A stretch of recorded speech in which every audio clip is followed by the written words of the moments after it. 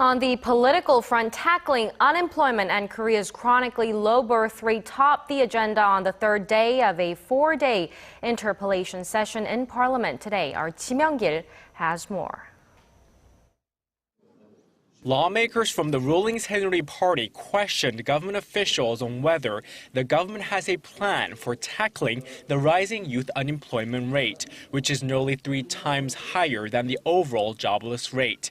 They also asked about plans to address Korea's worryingly low birth rate, as it's expected to start undermining economic growth soon. Data from Statistics Korea shows that youth unemployment was over 11% in February, the highest figure in 15 years. What can you say about that? The government is doing all it can to create new jobs by supporting President Park Geun's Creative Economy initiative and pushing for labor market reforms.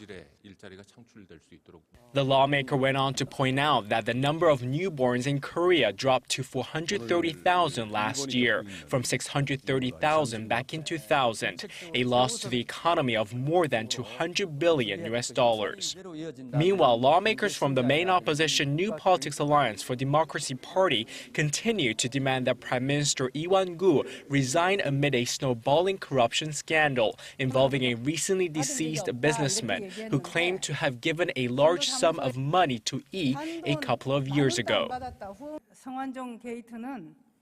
This is an unprecedented grave scandal. I would urge the Prime Minister to first step down and then comply with the prosecution's ongoing probe. What do you think about this? I believe this scandal will have a large impact. I think the investigation will reveal this to be a very complicated case.